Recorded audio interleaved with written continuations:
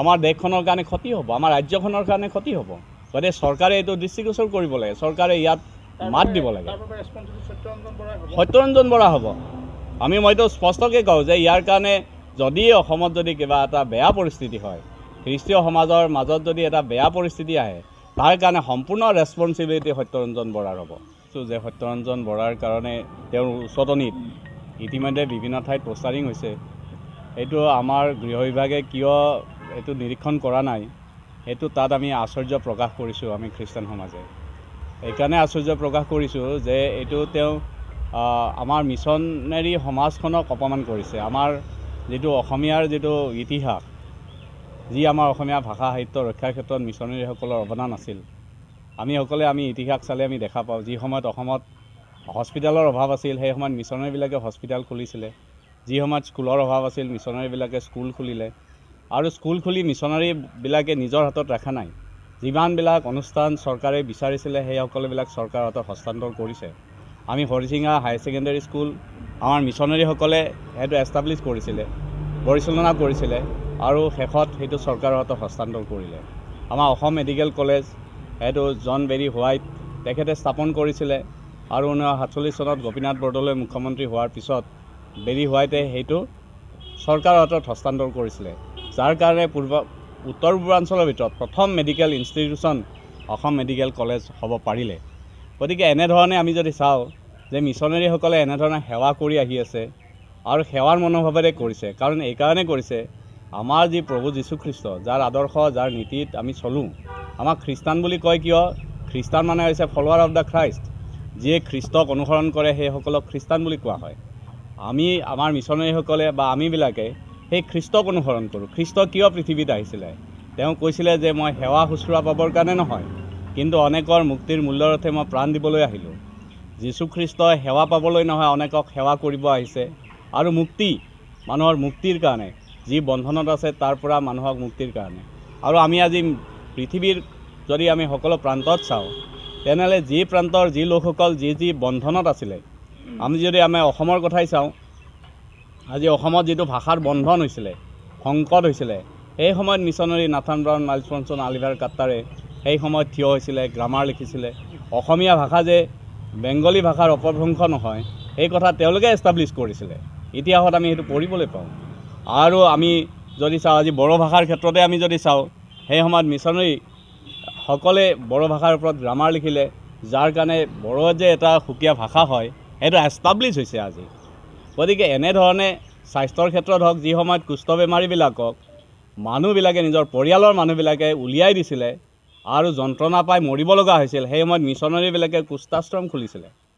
আৰু আজিও ঠিক সেনেধৰণে মিছনেৰীবিলাকে সমাজৰ মংগলৰ কাৰণে, মানুহৰ মংগলৰ কাৰণে কাম কৰি আছে। কিন্তু সত্যৰঞ্জন বৰা নামৰ এজন যি ব্যক্তি, তেওঁ যি ধৰণে কথাবিলাক কৈ আছে, তেখেতে জানা নাই, তেখেতে বুজা নাই, তেখেতে খ্ৰীষ্টীয় সমাজৰ মাজত কি চলি আছে সেইটো একো অনুভৱ কৰা নাই, আৰু তেখেতে নিজৰ ফালৰ পৰা নিজে এটা ধাৰণা লৈ সমাজত যি বিভ্ৰান্তিকৰ পৰিস্থিতি সৃষ্টি কৰিছে। মই ভাবোঁ, যি অসম চৰকাৰে 2013 চনত অসমীয়া ভাষাৰ 200 বছৰীয়া জয়ন্তী পালন কৰি অসমীয়া ভাষাৰ প্ৰথম ছপা কিতাপ আমাৰ নতুন নিয়ম প্ৰিণ্ট কৰিছিলে, সেই সময়ত আজিৰ মুখ্যমন্ত্ৰী আছিল শিক্ষামন্ত্ৰী, অসমৰ শিক্ষামন্ত্ৰী আছিল ডক্টৰ হিমন্ত বিশ্ব শৰ্মা। 2013 চনত তেখেতৰ নেতৃত্বত অসম প্ৰকাশন পৰিষদে অসমীয়া ভাষা 200 বছৰীয়া জয়ন্তী পালন কৰি আমাৰ বাইবেলৰ নতুন নিয়ম নিউ টেষ্টামেণ্ট পাব্লিছ কৰিছিলে। গতিকে আজি সেইজন শিক্ষামন্ত্ৰী আজি অসমৰ মুখ্যমন্ত্ৰী হৈছে। গতিকে সেই মুখ্যমন্ত্ৰী ডাঙৰীয়াই ভালকৈ জানে যে আমাৰ মিছনেৰীবিলাকৰ, খ্ৰীষ্টিয়ান মিছনেৰীবিলাকৰ অৱদানৰ কথা, তেওঁলোকৰ কাৰ্যক্ৰমণিকাৰ কথা। তাৰে পিছতো তেখেতে কিয় সত্যৰঞ্জন বৰা নামৰ ব্যক্তিজনক নিৰীক্ষণত ৰখা নাই, বা কিয় তেখেতক শুধৰণি হ'বৰ কাৰণে চৰকাৰৰ পক্ষৰ পৰা হেঁচা দিয়া নাই, আমি তাত আশ্চৰ্য প্ৰকাশ কৰিছোঁ। 2 নম্বৰ কথা, আমাৰ যি ড্ৰেছৰ কথা লৈ সত্যৰঞ্জন বৰাই কৈ আছে যে মিছন যেতিয়া এটা মিছনেৰী খ্ৰীষ্টিয়ান সম্প্ৰদায়ৰ যেতিয়া এটা অনুষ্ঠান হয়, তাত খ্ৰীষ্টান আইডেণ্টিটি থাকিবই। আজি অন্য সম্প্ৰদায়ৰ, অন্য বিশ্বাসৰ মানুহৰ যিটো যদি অনুষ্ঠান হয়, তাত সেই বিশ্বাসৰ আইডেণ্টিটি এটা থাকিব। আজি মোৰ পৰিয়ালৰ ল'ৰা ছোৱালী অন্য বিশ্বাসৰ স্কুলত পঢ়ে, প্ৰাইভেট স্কুলত, তাত সেই বিশ্বাসৰ প্ৰেক্টিছ চলে। আমিতো তাৰ বিৰোধ কৰা নাই, আমি তাৰ বিৰোধ নকৰোঁ। কাৰণ যি বিশ্বাসৰ মানুহে, যি বিশ্বাসৰ অনুষ্ঠানে যি অনুষ্ঠান পৰিচালনা কৰে, সেই বিশ্বাসৰ আইডেণ্টিটিটো পৰিচয়টো সেই অনুষ্ঠানত প্ৰকাশিত হয়। আজি খ্ৰীষ্টান অনুষ্ঠানে যি প্ৰতিষ্ঠান স্কুলেই হওক, মেডিকেলেই হওক, গীৰ্জাঘৰেই হওক, কমিউনিটি হলেই হওক, তাত আমাৰ সেইটো খ্ৰীষ্টীয় যিটো আইডেণ্টিটি সেইটো থাকিব। তাত তেখেতে নস্বাত কৰিব অহাটো তেখেতৰ ভাৰতীয় সংবিধানত দিয়া স্বাধীনতাই নহয়, সেইটো এটা মানৱীয়তা আৰু নিজৰ যিটো অজ্ঞানতা সেইটো তেখেতে ভংগ কৰিছে। গতিকে এইটো এটা বিৰাট ডাঙৰ প্ৰত্যাহ্বান নিচিনা হৈছে। এইকাৰণে হৈছে যে সত্যৰঞ্জন বৰাৰ উচতনিমূলক প্ৰৰোচনামূলক কথাৰ কাৰণে আজি অসমৰ বিভিন্ন ঠাইত পোষ্টাৰিং হৈছে। বিভিন্ন মানুহে ধমকি দিছে, লিখিছে, ভাবুকি প্ৰদান কৰি পোষ্টাৰিং কৰিছে যে অনুষ্ঠানবিলাক ভাঙি দিয়া হ'ব, মূৰ্তিবিলাক ভাঙি দিয়া হ'ব। আৰু যদি এনেধৰণে যদি তেওঁৰ প্ৰৰোচনামূলক কথা শুনি যদি অসমত এটা ভাতৃঘাতী সংঘৰ্ষ হয়, অসমত যদি এটা ঐক্য বিনষ্ট হয়, তেনেহ'লে আমাৰ দেশখনৰ কাৰণে ক্ষতি হ'ব, আমাৰ ৰাজ্যখনৰ কাৰণে ক্ষতি হ'ব। গতিকে চৰকাৰে এইটো দৃষ্টিগোচৰ কৰিব লাগে, চৰকাৰে ইয়াত মাত দিব লাগে। আমাৰ দেশখনৰ কাৰণে ক্ষতি হ'ব, আমাৰ ৰাজ্যখনৰ কাৰণে ক্ষতি হ'ব। গতিকে চৰকাৰে এইটো দৃষ্টিগোচৰ কৰিব লাগে, চৰকাৰে ইয়াত মাত দিব লাগে। সত্যৰঞ্জন বৰা হ'ব। মইতো স্পষ্টকৈ কওঁ যে ইয়াৰ কাৰণে যদি অসমত যদি কিবা এটা বেয়া পৰিস্থিতি হয়, খ্ৰীষ্টীয় সমাজৰ মাজত যদি এটা বেয়া পৰিস্থিতি আহে, তাৰ কাৰণে সম্পূৰ্ণ ৰেছপনচিবিলিটি সত্যৰঞ্জন বৰাৰ হ'ব। আৰু তেখেতে যিটো কৈছে, এক মিনিট মই এইটো কথা ক'ব যে তেখেতে যিটো আমাৰ পাদ্ৰী বা আমাৰ ফাদাৰবিলাকৰ প্ৰিষ্টবিলাকৰ যিটো পোচাকক লৈ কথা কয়, এই পোচাকটো এটা মানুহে নিজৰ ইচ্ছামতে পিন্ধিব নোৱাৰে। ইয়াত বহুত ত্যাগ আছে, ইয়াত এইটো এটা চাৰ্টিফিকেটৰ নিচিনা। এইটো 10 বছৰ, 15 বছৰ, 18 বছৰ সেৱাৰ ফলত মূৰত তেওঁলোকক সমাজে প্ৰদান কৰে। এইটো সত্যৰঞ্জন বৰাৰ নিচিনা নিজে নিজে এটা ড্ৰেছ পিন্ধি ঘূৰি ফুৰা এইটো কাৰবাৰ নহয়। খ্ৰীষ্টান এটা বিধি নিয়ম নীতি এটা ব্যৱস্থাৰ মতে সেই পোচাকটো পায়। গতিকে তেখেতে সেই পোচাকটোক তেখেতে নেগলেক্ট কৰিছে, মানে তেখেতে মানুহৰ ত্যাগ, মানুহৰ জ্ঞান, মানুহৰ পৰিশ্ৰমক তেখেতে নেগলেক্ট কৰিছে আৰু নাজানি কৰিছে। আমি প্ৰভু যীশুখ্ৰীষ্টৰ যি আদৰ্শ আহিছিলোঁ, প্ৰভু যীশুখ্ৰীষ্টই কৈছে তোমালোকে ধৰ্ম নিন্দাপূৰ্ণ কথাৰ পৰা দূৰত থাকিবা।